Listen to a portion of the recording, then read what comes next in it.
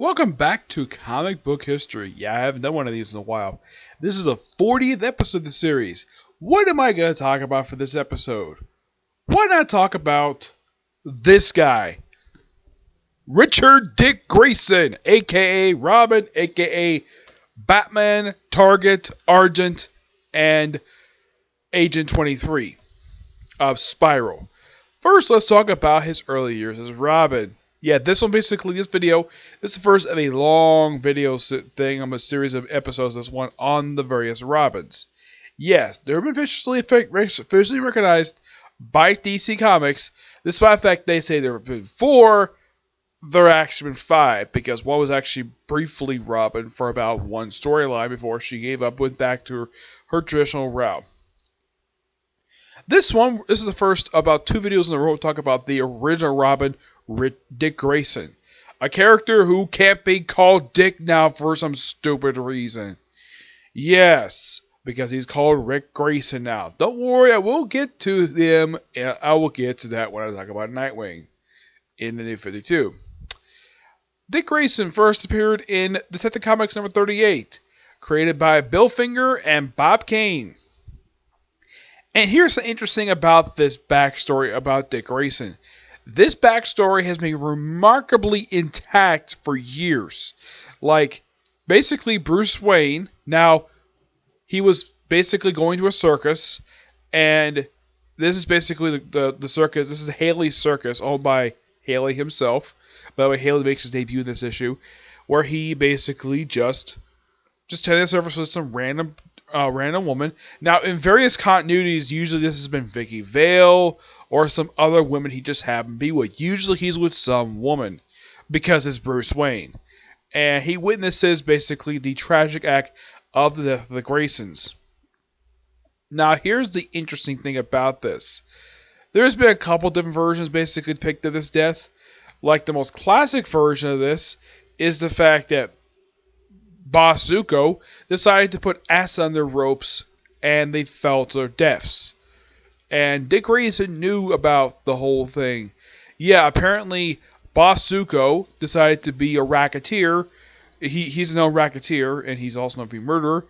He basically tried to coerce Haley to pay him protection money. He said no. So he's like, okay, he thinks I'm gonna kill your main act, the Flying Graysons. Though he ends up killing, I know his mother's name is Mary, and it's basically the Graysons themselves. So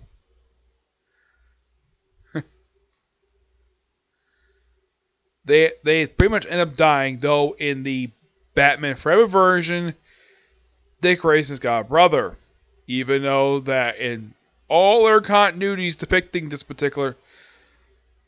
this iconic thing when it comes to Dick Grayson's always been depicted as an only child. Why in the world Batman Forever decided to give him a brother, I have no idea. Though in that version they had it where... Actually, no, it was not that version. I think it was his depiction of this particular scene in Ultimate Batman Boy Wonder, where someone basically fired a gun that killed the Graysons. Yes, not acid, a gun killed the Graysons. And pretty much, Batman brought Bruce Wayne with Dick Grayson to his house. Eventually, did find out he was frickin' Batman. And he knew about him investigating about the deaths and knew Boss Zuko was behind it. Now, that part basically is... Now, the whole thing I just mentioned mostly has been attacked for years. What happens after that actually has always changed. Because in this version of the story, this of course is the Golden Age, where Boss Zuko apparently dies. Well, actually, he gets sent to the chair after the story. Yeah, apparently he was executed after the story. Despite the fact other times to depict the story, he usually is going to jail, not executed, mind you. But yes, he is captured and he remains free. He remains in prison for a long period. He makes occasional appearances over the years, Boss Zuko. But he did make a return in the current continuity where he's hanging out in Chicago, of all places. Yeah, in New 52. And then pretty much after Dick Grayson's parents were pretty much avenged, Pretty much he became full-time as Robin. Of course, he started as Robin in the story, though. The whole thing about them basically breaking up his racketeering thing, yeah, that's contained in the original story. That's something they did not bring into other versions, other depictions of this classic story. Yeah, so Dick Grayson became a full-time part and became part of pretty much the Batman supporting cast.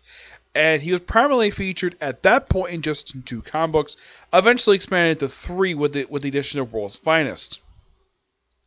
Yes, and a 4th book in the 1940s, Star Spangled Comics, where basically he got his own first solo feature, which was not very long feature, surprisingly. This started from issue 65 and issue 135, basically a almost 100 issue basically run. And yes, this particular thing has been collected in trade. Yeah, and a lot of the time, basically, Dick Grayson's been depicted, usually when he's working with Batman, he usually goes undercover because he's a kid. He will usually be a kid. So, after his Star Spangled comic feature ended, he was trimmed down to be appearing in 3 books. Though they later, in World's Finest, merged the Superman and Batman stories into one cohesive story. By the time the 60s rolled around, that's when Dick Grayson decided to DC decided to branch him off into a separate book. Basically, he decided to, in issue 56, he helped form the Teen Titans, both the original classic version of the group, the original story featuring Mr. Twister, that featured basically only 3 people. They have Robin, Aqualad, and Speedy and Kid Flash. Just these 3. Later on, they added Wonder Girl, and then eventually added, basically Speedy from Green Arrow, basically all psychic characters. And this is actually a book that he was heavily featured in, and they kind of trimmed back his appearances in Batman. So by the end of the 60s, he pretty much got branched off his own separate thing, while being featured primarily in backup features in his own solo feature, where he's either featured in Batman or Detective Comics, going back and forth, while also appearing in Teen Titans. By the mid-70s run around, Teen Titans ended, and he was just primarily featured in Batman Detective Comics, of course, in Batman Family, as a recurring spotlight feature. This lasted up until 1980, where DC ordered his feature to stop because he was being put into the brand new Teen Titans series by Marvel from George Perez.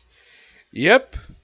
Oh, and by the way, some of his classic stories, solo stories that he did on his own from 1969 to about 1974 are collected in this very book right here, which I had previously reviewed. Check out my review for this particular book.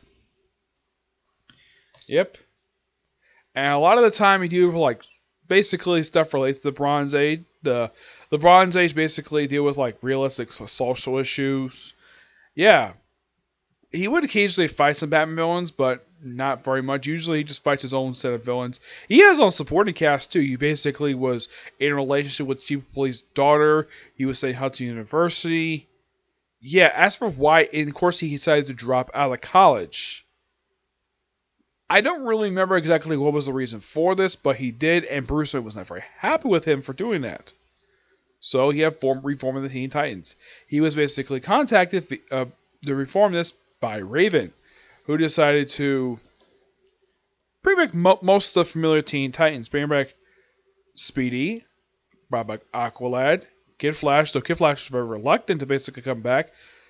Basically, Raven decided to bring it back by basically seducing him. I am not kidding. She decided to sleep with him in order to return to Teen Titans. Yeah, basically, Raven became the first woman that Wally West ever slept with. Yeah. I'm not kidding. First woman he lost his virginity to was Raven. Yeah, the Raven herself basically doesn't really mention this after this. Yeah, this whole thing of basically seducing Wally West, it's barely mentioned in comic books after this. Yeah, because she moved on to basically be related with Beast Boy in the 2000s. She didn't get a particular love interest, surprisingly. That's how she's depicted. And of course, they had Wonder Girl, who basically had a lot of character developed by Marvel and George Perez during this era. And they also added Beast Boy from the Doom Patrol, who decided to call himself Changeling now. Yeah, I have no idea why he called himself Changeling. He said the reason why because it felt Beast Boy felt a little kiddish. Despite the fact that if you see the Teen Titans cartoon from 2003, he is called Beast Boy, despite the fact this lineup is based on the Mark George Perez lineup. Yep, they also added Starfire, who became Dick Grayson's later love interest, and recurring girlfriend throughout the entirety of this run up until the mid-90s. And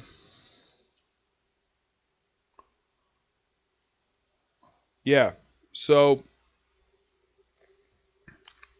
and of course adding Cyborg. And pretty much with the exception of Dick Grayson, with exceptions of original characters, the old characters, the new characters got a lot of character development in the main book itself. 2 years into the book, that's when Dick Grayson finally got a relationship with Starfire. He was initially hesitant at first because he had just broken up with his girlfriend. That's why he was hesitant throughout the whole run, the period of time. It wasn't until he met her parents that he basically confessed his feelings for her and they sort of became a couple. And these two remained a couple up until New Titans 100. A long period of time they were together. Dick Grayson himself basically would just go on various adventures with the Teen Titans, encountering he is pretty much a villain who became sort of his main personal arch nemesis, Slade Wilson, aka Deathstroke the Terminator, when he first appeared back in New Teen Titans number 2. In 1982, mind you, this was a couple years before they released the film The Terminator. Yep. And after a few years, basically, of the main book, yeah, around like issue 40-ish, he decided to retire as Robin. And the reason why that DC decided to do this, because Batman needed the Robin, so create a brand spanking new one in the form of Jason Todd. I'll get to him in another video. So what did Dick Grayson do in the meantime? Well, he decided to take up a new identity as Nightwing. First appearing as Nightwing in the third part of the Judas Contract, a classic Teen Titans storyline, which is considered by many one of the greatest storylines of the 1980s. Yes. The storyline revealed the character Terror, who was the recent new member of the group, was in fact in league with Deathstroke the whole period of time, and at the end of the storyline had her die, and she remained dead up until, besides being brought back black as night, she remained dead for a long period of time. Yep. And of course, Dick Grayson debuted his 70s disco collar, that outfit that he wore for pretty much the rest of the 80s, up until the early 90s.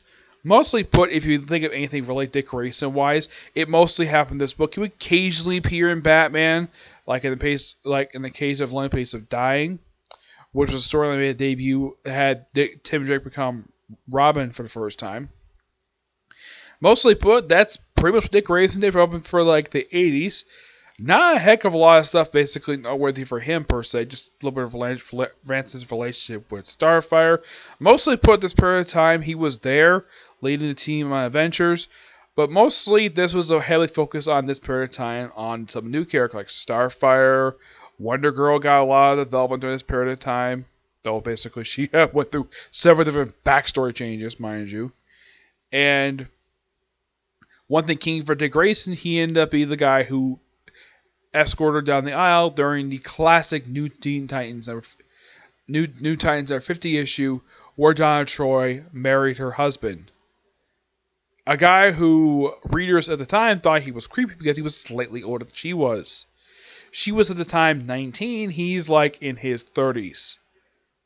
I don't see a problem with this at all, and and from what I can tell from the book, she got along great with his daughter. Yeah. And of course, she got pregnant and, well, had a boy, which apparently John Byrne decided to get rid of the group in his run for Wonder Woman. Which I do agree, that was a stupid idea. How did they die? Car crash. Because John Byrne didn't care about Wonder Woman's supporting cast. Yeah. Then the 90s roll around. A period of odd times. Yes. Where Dick Grayson, thanks to storyline Titans Hunt, debuted a new costume.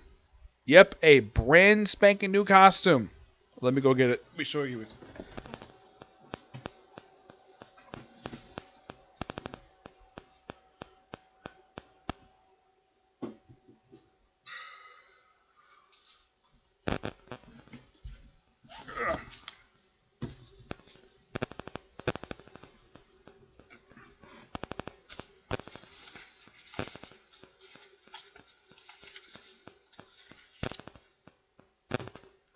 Yeah.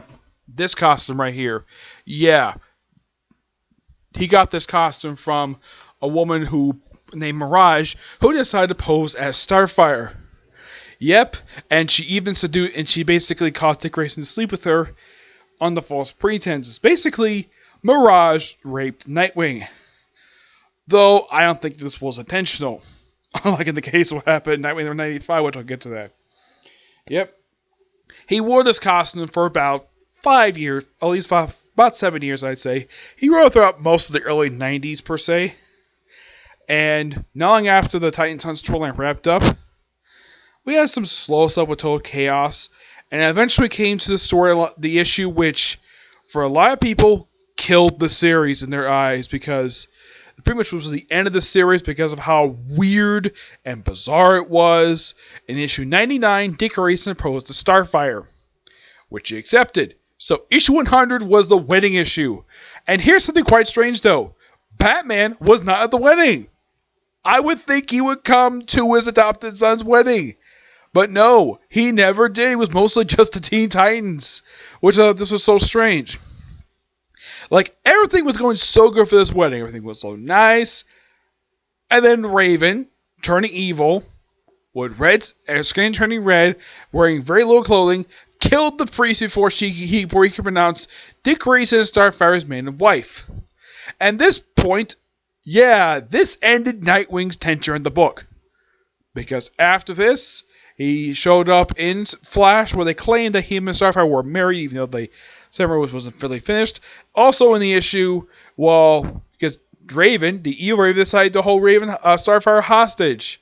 And decided to do one of the most strangest things I have ever seen Raven do. Make out with Starfire. To transfer his soul into her. I am not kidding about that. That's seriously what she did. Because after this issue ended, Dick Grayson never appeared in the comic ever again. Nope, never did. Because if you look at the last 35 issues, he never appeared for the rest of the series. Because he went back to Batman. He's like, my guess is the Batman writers must have noticed, like, hey, we're not liking what Dick Grayson is doing here. We're taking back the Bat books. Where he appeared somewhat as a minor recurring character in Nightfall. Of course, toward the very end, where because he got involved with the whole thing of, with Azrael becoming Batman. That's something I'll talk about when I talk more about Nightfall. But toward the end of the storyline, after Bruce Wayne basically defeated Azrael to take back the identity of mantle of Batman, Bruce Wayne wasn't really healthy up to take on the role of Batman fully at that point. So we had the Project storyline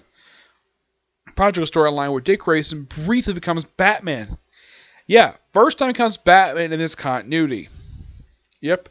Oh, before I continue, the Earth 2, the one who Dick Grayson appeared in Detective Comics 38, that was later retconned to be part of Earth 2, where he decided to grow older and still was Robin in his 50s. He also at one point started wearing a combination costume of a Batman and Robin costume. Yeah, unknown why he did this for. It's a silly looking attire. Yeah, apparently he did not want to take identity of Batman. Oh yeah, and also Huntress was his foster sister. Yes, Huntress. You would think, wait, you talk about Halle Burtoni? No, Helena Wayne, the daughter of Batman and Catwoman.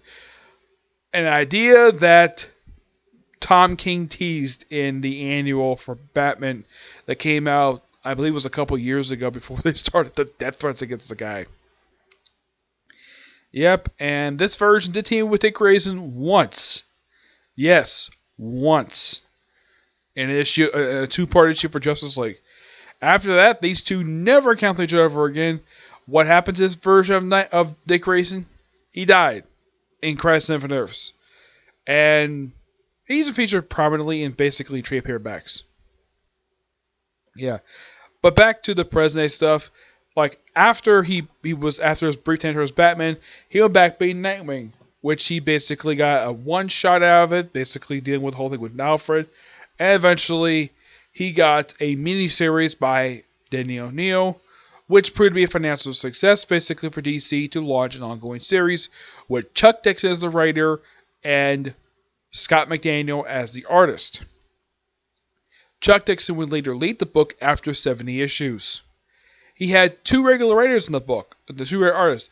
You had Scott McDaniel, and later on he was played by Chuck Dixon for about 16 issues per se. He pretty much after Greg Land left the book, he mostly had some fill-in artists for the rest of the run. He never had a regular artist after Greg Land left. And after he left the book, he went to CrossGen for several years. And don't worry, he will come back to the book. After he left Nightwing, Devin Grayson took over the book for 30 issues. Her run was slightly different, but at least it felt like a continuation of Chuck Dixon's run. Unlike the current era, basically, it feels like everybody tends to reboot or do whatever with the series. At least in the case of Devin Grayson, at least she didn't forget the frickin' supporting characters, which apparently the current writers of Nightwing keep forgetting they exist, with the exception of one character. And despite the fact that Dick Grayson had an ongoing series, he was also featured primarily in Titans for a few years. An absolute fantastic book written by Devin Grayson, which was, in my opinion, slightly better than her Nightwing run. He also had during this period of time an anime written by her and a miniseries where he teamed up with Huntress. So at least she has some experience writing Nightwing prior to taking over the book itself. She has the book about 2.5 years before she left, basically, for Chuck Dixon to come back in to do a storyline in Nightwing Year 1. In the case of his run for Titans, great book, despite the fact that after the first 25 issues, with issue 26, the book went downhill, because the first 25 issues are really good. I do agree. Those issues are fantastic. If anybody gets a chance to read these issues, they're really good. It's just that for some reason, this era has never been collected in trade. Of course, this series was basically following up what happened with JLA / Titan Detectives Imperative, which followed from a Titan storyline. Yes, as for why Devin Grayson left, I have heard the reason why she left Titans because she had a large workload, though she got replaced by a couple of different writers, which I'll get to Titans more in the future, but man, the book got really weird after that. After the book ended, it was replaced with The Outsiders for a few years, and then Dick Grayson left that, and then eventually we had Return to the Titans book come right after that, which he was part of that book for about 22 issues before it became a Villains for Hire book. And I'll get to the reason, and the reason why he left, because he took out the identity of Batman again at that point. But as to the book itself, for the main book for Nightwing, Devin Grayson also had, her 30-issue run basically, when people think of this one, people think of two things. The Female Tarantula and issue 93. Yes. The Female Tarantula basically was a recurring character in Nightwing, who was much more violent of a character, who, 23 issues after her debut, my guess is that Devin Grayson really wanted to get rid of Blockbuster to do something new with Nightwing, have her basically kill Blockbuster right in front of Nightwing, and then basically Nightwing, being scared of her, decided to take off his pants and proceed to have sex with him. Basically, according to all readers and fans, the Female Tarantula raped Nightwing. According to Devin Grayson herself, she said it was non-consensual sex. That's what she calls it. Everybody else calls it frickin' rape. Why the heck that she thought this was a good idea, I have no idea. I spoke to Chuck Dixon about this. Even he hated this. He thought this was bullcrap. He absolutely hated this whole idea of Dick Grayson, the original Robin, getting raped by a woman. That was an absolute stupid idea. Though he did have some recurring love interest in this period. He had Barbara Grayson. He was reading out his love for her. A new character, Clancy. And he has some ties with the Starfighter this period of time. Yeah. But then after this issue happened, then they kind of sort of heavily detailed flashback of exactly what exactly happened during this. Yeah, this happened during the War Games tie-in, which Dick Grayson kept flashing back to the rape for some reason, and he kept hanging around her for a few issues. And after the War Games tie-in wrapped up, my guess is that probably Dick Grayson either regretted what she did, basically had Dick Grayson just basically turn on her after a few issues after War Games, have her get turned to the police for murder of Blockbuster, not for raping him, but for the murder of Blockbuster, and Dick Grayson gives the identity of Nightwing in issue 100. And then we have the awesomely told Nightwing Year 1 story. The story which basically explains in-universe the reason why Dick Grayson became Nightwing. Got the inspiration from Superman of all people. Yeah, Superman. A man who Dick Grayson looked up as a hero. Despite working for Batman. Yeah, who, get this, despite the fact a lot of people can't stand Batman, Dick Grayson doesn't really like Batman very much, but at least Batman doesn't chastise him heavily over the years that much. When it comes to chastisement from Batman, it comes very rarely from him because of how much he's basically earned his respect over the years. But at least Dick Grayson has the right to stand up to him. Yep. And after this classic story wrapped up, then we had Dick Grayson.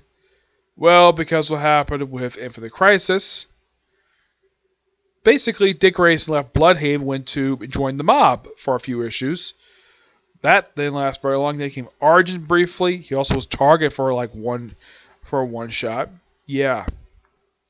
When he was Argent, he was working with Deathstroke of all people for briefly, and he apparently it was kind of implied that his daughter Rose helped attract Dick Grayson, but it went nowhere. And then after these two storylines wrapped up, Devin Grayson left Nightwing and never came back to the book. Yep. And then we had the time skip. Well, prior to this, we actually had an Infinite Crisis.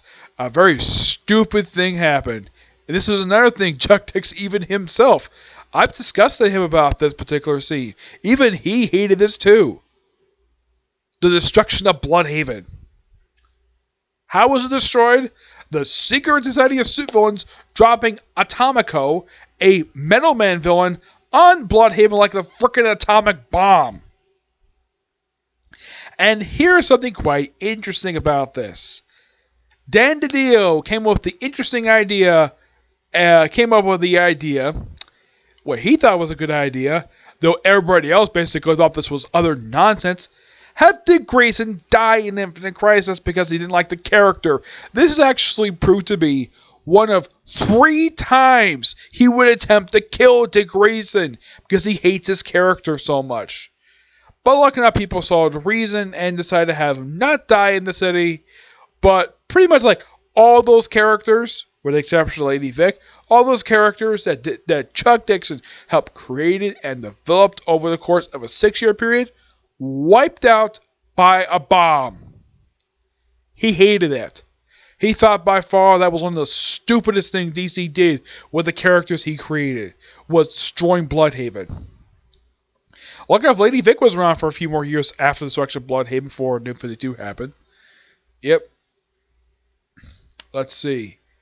Okay, I guess they figured, okay, so then we had the Blood Brothers storyline, which had Jason Todd briefly become Nightwing.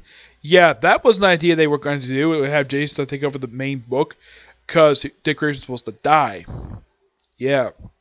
So, which also had Jason Todd become the mob, a blob, and also Dick Grayson started a relationship with a female Nightwing, which didn't last beyond the storyline. After the story wrapped up, basically, then we had George Perez take over the book. I don't remember where he was in Blood Brothers. I don't think it was New York City, but it was definitely New York City for the George Perez run and the run that came right after this one. Yes, the George Perez run. By far, one of the best ingenious ideas DC had.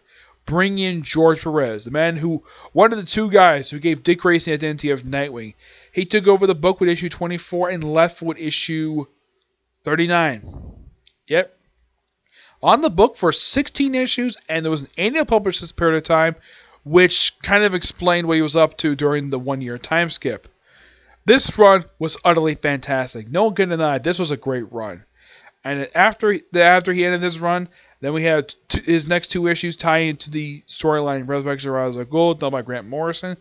And then after that, and then we had 1 more year of the book left. During the last 12 issues of the series at that point, we had Pierre de Tomase take over the book and had him do something interesting.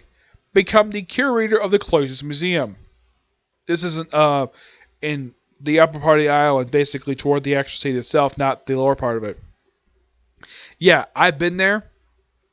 Interesting place to visit. Yeah. This was an interesting idea. My guess is from the look of it, it looked like Tomasi, this was set to be a long-term thing. But because of Final Crisis, had to end the series. So, they ended the Nightwing series. And what did they do with him?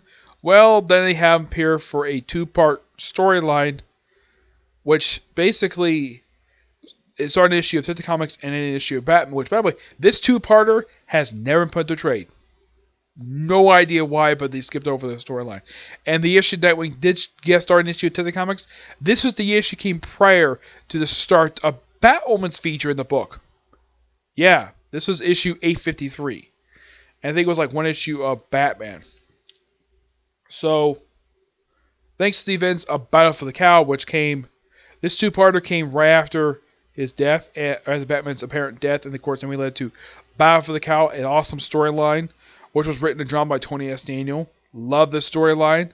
I have previously reviewed it.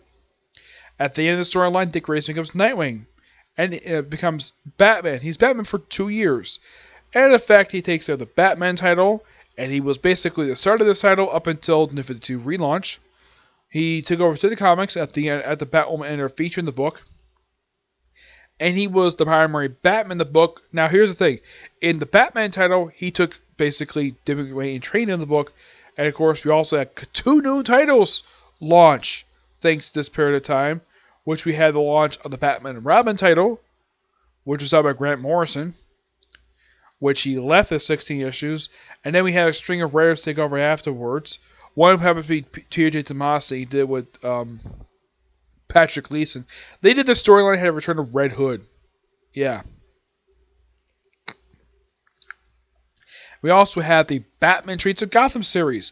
A series that lasted for 21 issues. And here's something strange about the series. Wasn't finished being collected and trade. Nope. Just the Batman stuff was collected and trade. But here's the thing. This book had a backup feature. Yes, it had a backup feature. First was fifth backup feature featuring Manhunter. For 13 issues. And we had a couple issues for Two-Face. And then it was Ragman. And that was it. After the Ragman feature, that's when they ended the series. And here's the thing. Do you know who appeared in almost every single issue of this whole series? Hush. Yep. And Dick Grayson also took over as Batman in the Superman Batman title, which that was quite interesting. And it was even a brief revival of the World's Finest title. Yeah, it was a mini-series. I highly recommend checking it out. It's really good. Basically, Dick Grayson was almost everywhere he could. He even joined part of the Justice League, which, by the way, this Justice League was not led by him. It was led by Don Troy. Mostly, anyways. And then by the final issue of the book, soon before the relaunch, the Justice League disbanded. Because they own separate lives. Yep. And then after 1 year of basically Dick Grayson being Batman, Bruce Wayne comes back. But unlike what they did in New 52, when he came back as Batman, they had Jim Gordon go back to the way he was before, keep identity. Not the case Dick Grayson, he actually kept the identity for another year. And of course, we got a new Batman title, 2 new Batman titles of it. Batman The Dark Knight and Batman Inc., which Dick Grayson was a recurring character in that book. Yep. And then pretty much after this was status quo up until the New 52 relaunch. Where Dick Grayson's Batman had Detective Comics, Batman, Batman and Robin, and Batman Treats of Gotham. He had these 4 books plus Justice League. He was teaching 5 books. Which Batman, that's nothing unusual. And by its New 52 relaunch, this got trimmed down. Yep, they restarted the universe, and Dick Grayson went back being Nightwing. Though at least they kept some of his history mostly intact, except that here's I thought something was really strange about it. Now, Dick Grayson has commonly been started as Rob when he was like 12, 13 years old. Apparently in this continuity, in the New 52 continuity, they saw him start as Nightwing, as Rob when he was 16 years old. Which everybody pointed out though, that is stupid. And people also pointed out that it was quite dumb that Batman had 4 Robins in 5 years. Yeah, DC later recognized the mistake and realized though it actually was 10 years, not frickin' 5. Because Dick Grayson's younger years as Robin was restored, thanks to the awesome and critically acclaimed weekly series Batman Robin Eternal. Now, the book was fell up from. Dick Grayson was not in it because he was on Gotham at that point. In the Nightwing book, mostly put, the original Nightwing book, Star 52, was written by Kyle Higgins. I have met the guy. Great guy, me person. And this was a pretty good run. Yeah, had Dick Grayson take over Halle Circus, so I think he had previously taken over Halle Circus before. And he also had a relationship with a woman he had a crush on when he was a kid. And yeah, and then at the end of the original storyline, the first storyline, there was a clown who turned out to be a villain, and his childhood crush decided to turn bad. That was a storyline for you. And then we had Night of Owl stuff happen. After that, we had Death of the Family, which had Joker kill off these two characters. Yep, he killed them off. And then not long after this happened, Damian Wayne died. Yep, he died. If any of you ever check out basically is during Dick Grayson's time as Batman with Damian, believe it or not, those 16 issues are in fact canon because they actually reference that in another book. Yeah, so he was affected by Damian Wayne's death, though he later brought back a Batman and Robin. So he's like, okay. He finds out Boss Hugo's alive, and he goes to Chicago. Before I continue, I should talk briefly about the Black Mirror storyline. An excellent storyline by Scott Snyder and Jock and Francis Fanifa, I think that's the guy's name. Absolute fantastic storyline and an essential Scott Snyder read if you're a Scott Snyder fan of his Batman work. That along with his Gates of Gotham series, which Dick Grayson, I think, was featured in that book too. Yeah, that's when he found out that book was also the first appearance of Tony Zucco's daughter. Which, no, Dick Grayson did not start a relationship with her at all, though she did return in the current continuity. Yep, where he went to Chicago, and he was in Chicago from issue 19 up until 29. For 11 issues he was in Chicago. And it was written to be somewhat similar to Bloodhaven, where Bloodhaven was known for being very more corrupt than frickin' Gotham was. But lucky enough they managed to clean up before Chuck Dixon ended his run for the book. Actually, before Devin Grayson ended his run. Yeah. I know I'm kind of skipping over some of the stuff that Chuck Dixon's run, but it's a fantastic run. I highly recommend checking it out. I'm going to get the rest of the trades for it. Yeah, I'm just trying to remember what happened after this. And he countered a New 52 version of the Prankster, a Superman villain. Yes, a Superman villain appearing in a Nightwing book. Okay. And after they wrapped up these Chicago stories, then Forever Evil happened. Yep, Forever Evil happened. Where in this story, in this particular series, basically the issue 20 actually led into Forever Evil #1. Where Dick Grayson got captured by the crime syndicate, unmasked public television, and then by the penultimate issue of the miniseries, Lex Luthor apparently kills Dick Grayson. They're like, what, again? Seriously? Yeah, this was the second time they tried to kill him. I'm not kidding, they seriously did. Though he was brought back and he had to temporarily stop being Nightwing for a couple years just so he can hang out with Spiral and wear a t-shirt and pants, and he apparently didn't want to use his gun. It was an interesting set of... It actually, this storyline was started, the whole thing with the Grayson stuff, the Grayson series. Its backdoor pilot was the final issue of Nightwing Volume 3. Of course, this book was not done by Kyle Higgins. It was done by the people who would do Grayson, which is Tom King and Tim Seeley. Which, they had a debut of the New 52 version of Halle Burtoni. Which, one person pointed out, though, when she showed up, everybody thought she was Misty Knight. Based on the big afro, her open shirt, people thought this was Misty Knight. Because for some reason, Helena Burtoni was made black for some reason. Though, thank God they fixed that, basically, in the Rebirth stuff. Make her skin tone lighter. And restore her status of being Italian.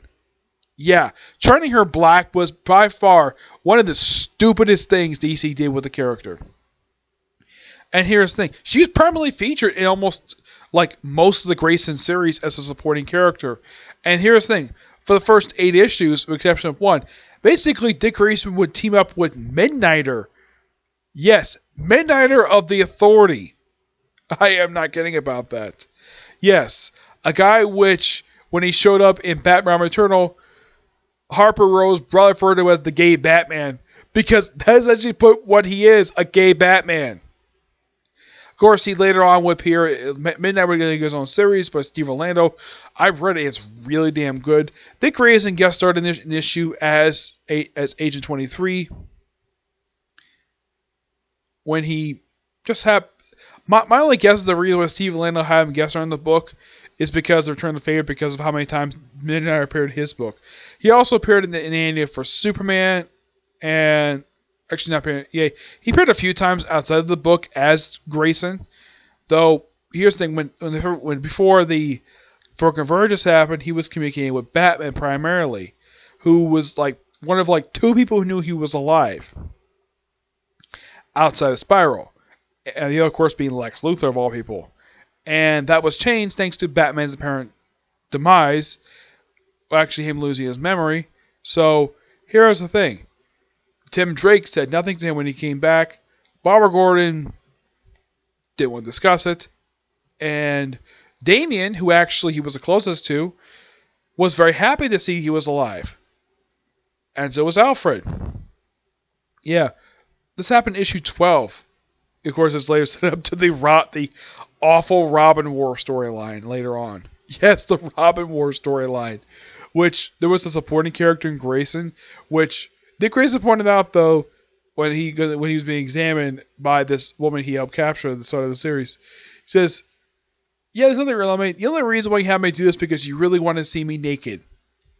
And she smiles at that because a lot of people pointed out, a lot of people in the comic, way he's written in the comics is that a lot of women find him very handsome and attractive, just like freaking Bruce Wayne. Yep, and then. The Batman Robin Eternal series did set up something that would spill the doom of the end of the Grayson series, which had Dick Grayson's entity be restored to being secret, and him basically given the courage to go back being, well, Nightwing again. And he pretty much took down Spiral, in a way. Yeah, he took down Spiral, with the exception of like one person. Yeah, they reduced like one agent now, and the director resigned until she could, and basically, they had this character named Minos. Yeah, he was the director originally, and then he was killed by the Huntress. And then she took over as the head of Spiral for the rest of the Grayson series. Yep. I think what else happened? Yes. And then after Spiral was eliminated by the end of the series, and of course Dick Grayson got back by Nightwing with a slightly new alter costume. Also, I forgot to mention though, in the original first Nightwing miniseries, that's when he debuted this classic look that a lot of people really like about Nightwing. Yep. I think what else? Oh yes, then eventually he got his own Rebirth series by Tim Seeley, which is fantastic. 5 issues, surprisingly. I own pretty much all those issues in trade. And then the book basically started to change. For the wrong. First, we had Sam Humphries take of the book, and here's the thing. Tim Seeley established a great supporting cast in the book. When Sam Humphries took over the book, with the exception of one character, all the rest disappeared, and there was no explanation of why the heck that was. Yeah. And apparently, this book was part of a thing where Sam Humphries and Tim Seeley would swap books. Basically, Tim Seeley would take over Green Lanterns, and Sam Humphries take over Nightwing. This didn't last too long because Sam Humphries left. Then we had Ben Perez take over the book briefly. Actually, we had like 3 fill-in writers after this. That's not a joke. They seriously had 3 fill-in writers after this. And then we had Ben Perez take over the book for a few issues. And then we have currently Dan Jurgens on the book right now, which has Dick Grayson in an issue of Batman gets shot in the head and loses his memory, become Rick Grayson. I'm like, was this necessary to do? Yes. by far one of the stupidest things DC did with the character, and he's not even Nightwing anymore. Though the most interesting thing they did with him lately was having briefly become Talon, which is something they teased in the Nightwing series by Kyle Higgins. Which is great that Dan Jurgens actually followed up on that idea. The fact he was supposed to be a Talon. This was revealed in Night of Owls, which was great that it is because they brought back William Cobb. Because here's the thing, after the whole Night of Owls wrapped up, William Cobb was only featured twice after that. First in February Arkhamore, and then he was featured in as a recurring villain in the recent issues of Nightwing. Which also the return of Joker's daughter. Yep. And the thing is, apparently, no writer can keep a supporting cast, so with the exception of one character, like everybody else is pretty much forgotten. I am not kidding about that. Which I think is quite stupid, because here's the thing, when Devin Grayson took over as Nightwing, as writer for Nightwing, did she just drop all the supporting characters in the book when she wrote the book? Nope, she did not. She did not do that at all. This what people now like issue 93. At least they kept the book that made her run feel like it was a continuation of Chuck Dixon's run. This by a different writer. Not the case of the current book. Nope. It seems like as soon as new writer gets the book, we have to drop all supporting characters that these writers spent time in developing. Just forget about them and have them basically start new supporting characters for absolutely no reason at all. This epic Nightwing has a supporting cast. By the way, he did have a rematch with Blockbuster in the current continuity, and part of his last storyline Tim Seeley did, which was, if you look at his run when he was in Bloodhaven, it was simply a love letter to Chuck Dixon's run. The rest that came afterwards, who knows? By the way, Penn Percy had, when it was, before Dick Grayson became Rick Grayson, he had him fight a holographic villain, which, the way it was written like the way it was when Penn Percy started his run for Green Arrow, which was strange and bizarre, to say the least. But yeah, not much else to say about Dick Grayson. Good character.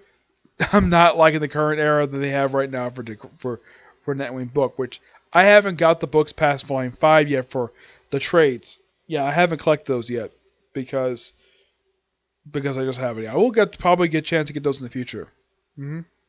Yeah, but in the case of this book right here, I have 3 books left to go. Now, before I end this video, I should talk briefly about the trades. Now, Nightwing Volume 2 mostly is put into trade, except it's not been finished yet. Yeah, still coming out, so don't worry about that, though. By Volume 8, they have pretty much fully collected the first 70 issues of Volume 2, and Volume 9 is going to start collecting the Grayson run. Aside from these 70 issues, they had 3 issues of Grayson's first run for the book, and from issues 101 to 153, that's all in trade. As of right now, Nightwing Volume 2 has got pretty much 27 issues. Well, overall, after Volume 9 comes out next month, there's only going to be about, you probably think, 83, and of course, the ratio 100 means there are 17 issues left. No, actually, about 14 issues left to be collected before we finish at this run. But at least, unlike Birds of Prey, which still a lot of the series not been collected yet, at least Nightwing is getting close.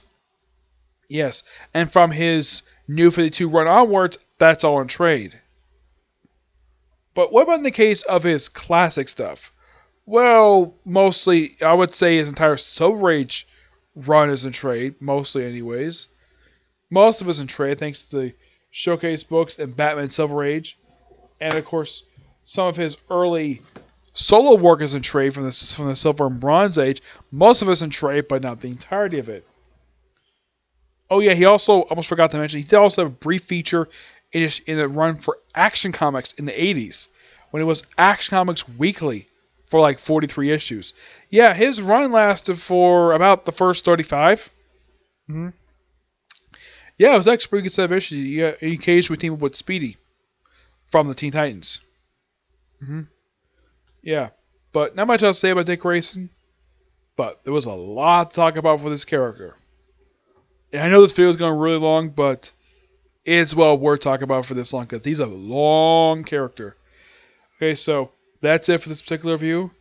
I might have 2 or 3 more videos left to do today, but probably my next video I'll probably do for this series is probably going to be on Jason Todd, which I don't think will be as long as this will, because I just pretty much summarized almost 80 years of comic history.